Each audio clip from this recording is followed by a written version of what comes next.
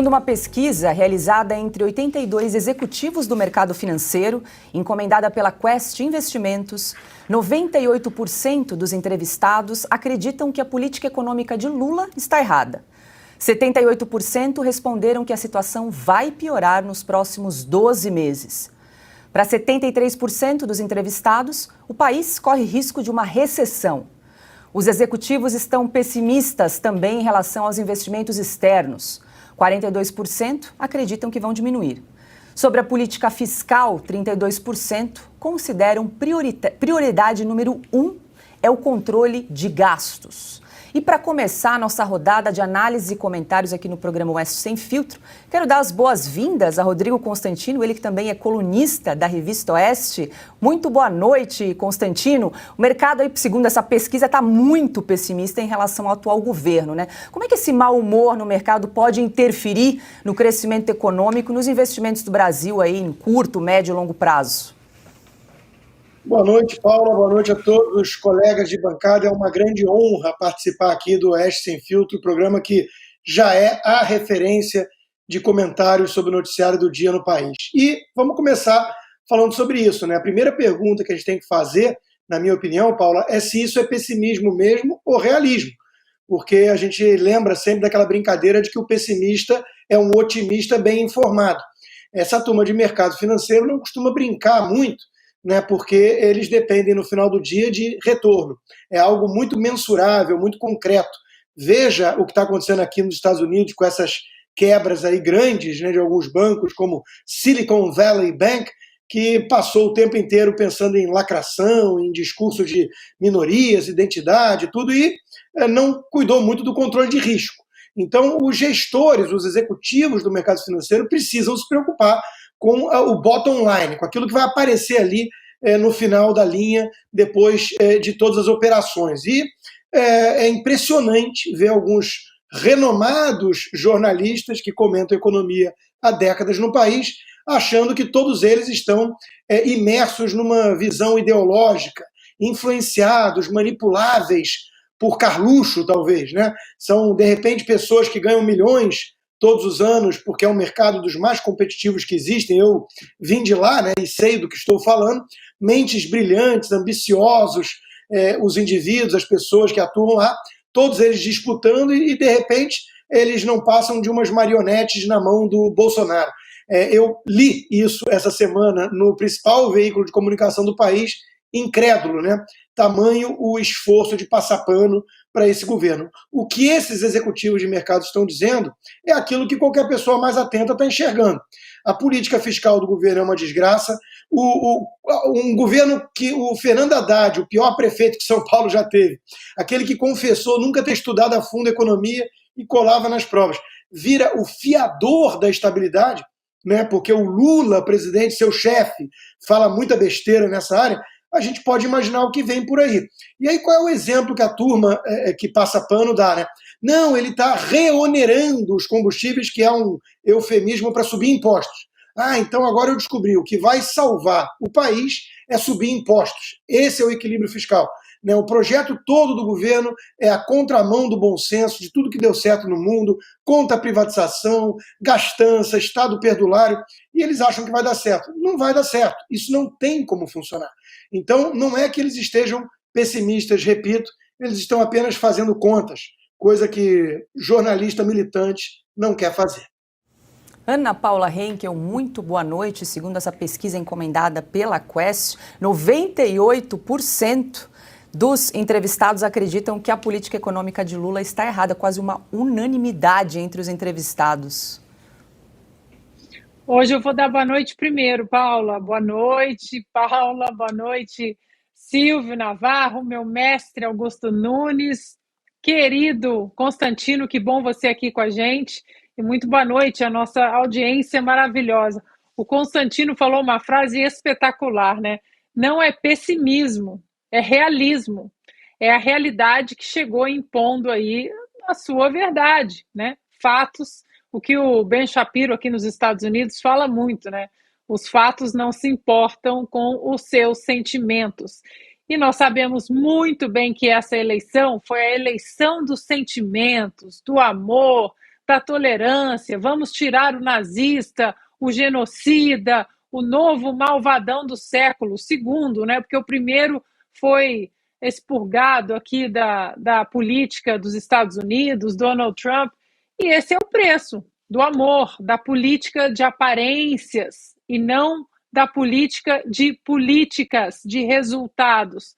Agora, muito dessa gente aí, né, que provavelmente até respondeu essa pesquisa, fez o L.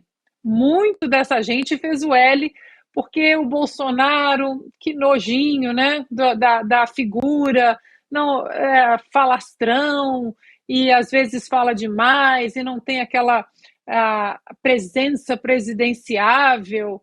Eu vi esses dias, eu recebi no meu WhatsApp, num grupo de conservadores liberais, um post de uma rede social de um dito conservador aí da direita brasileira, mas que pregou o voto nulo, né, durante a eleição, depois tentou voltar atrás, dizendo que Donald Trump nem Bolsonaro, que eles não são conservadores e nem são liberais. Essa é a turma da imagem.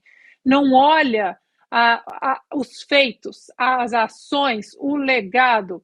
O próprio Ronald Reagan era chamado, esse não é conservador, isso é um libertário, e não olham as políticas. São as pessoas que ficam preocupadas demais com a imagem, como as coisas são entregues nas redes sociais, nas coletivas de imprensa, as picuinhas aqui e ali, né?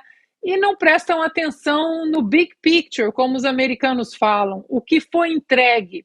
Eu falo muito dessa edição da Revista Oeste, porque muita gente me deu feedback nas redes sociais de como é preciosa a edição, talvez a nossa produção pode até colocar a capa, da herança bendita do governo do presidente Bolsonaro, das ações, dos feitos, do que foi entregue, das pastas técnicas.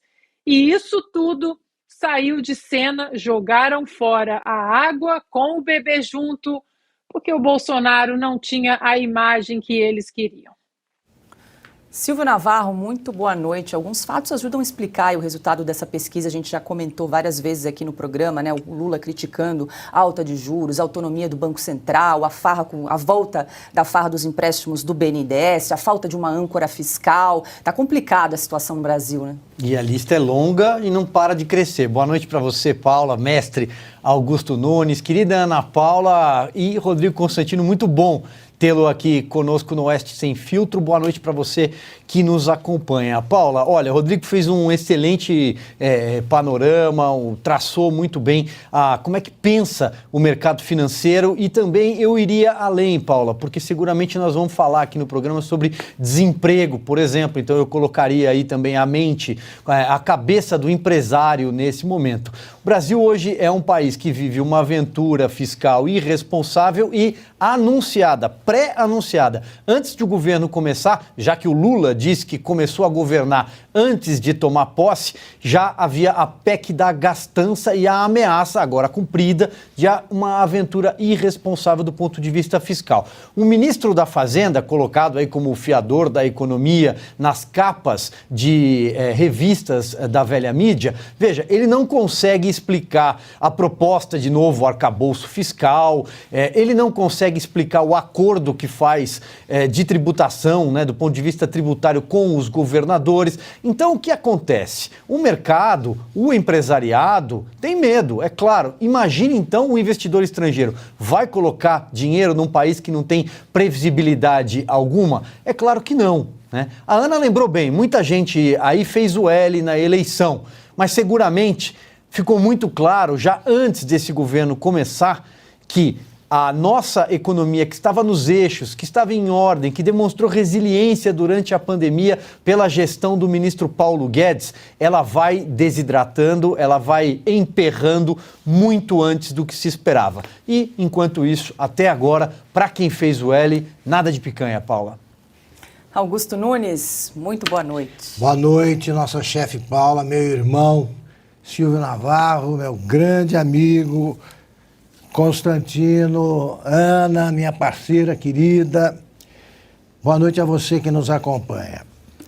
Então, o Constantino resumiu aí a ópera que nós estamos a que nós estamos assistindo, eu acrescento só algumas observações, né?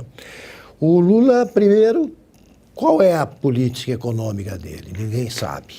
Ninguém sabe. O Lula acha, pelo menos achava até recentemente, que bastaria a figura dele no Planalto para que o Brasil ficasse tranquilo quanto ao futuro. Não é nada disso. Ele demorou a anunciar, o ministro da Fazenda anunciou um sujeito que confessa não entender nada de economia, que é o Haddad. Né? O Lula entende menos ainda. O Haddad está falando de um mês, né? Você vê, ele tá recorrendo a um dialeto estranho, porque já que ele não sabe o que falar, ele também não deixa ninguém perceber o que ele está falando. E mais, também está entrando nessa de, não, o Lula está lá, ele sabe o que fazer. O nosso Bessias, né? Que agora está enganando o povo no cargo de chefe da Advocacia Geral da União. Ele disse também que está resolvido o problema do desmatamento, ele tem dito isso a entidades que o consultam, está resolvido porque o Lula assumiu, todo mundo sabe o que ele vai fazer, aumentou o desmatamento. No caso da economia, você já tem dados aí perigosos, mas o mundo mudou. O Lula achava que ia governar um país em condições semelhantes às que ele encontrou no seu primeiro e segundo mandatos. O mundo viveu 8 anos de bonança. Isso não acontecia havia muitas décadas e não voltará a acontecer tão cedo. Isso é muito raro. Então, ele está pegando um mundo em crise, não sabe o que fazer, o ministro também não, e nessa pesquisa é possível confiar. Eles conversaram com 82 executivos do mercado financeiro. Eles representam, sim, o universo aí que se quer, que se pretende entender. Não é que é uma pesquisa eleitoral, que a gente sempre faz reparos a elas, e sobretudo as que já começaram a ser divulgadas. Parece que eu estou me estendendo sobre outros assuntos, mas tem tudo a ver. Porque vão dizer que essa pesquisa não é confiável. É sim. Não dá para confiar em pesquisa que começa com 83% não sabem em quem vão votar para prefeito. Claro, é muito cedo. E nesse universo dos que acham que vão votar, você tem 7% para 6%, isso é bobagem. Essa pesquisa, não adianta o Lula ficar irritado. Ela mostra, escancara a desconfiança crescente de quem entende de economia.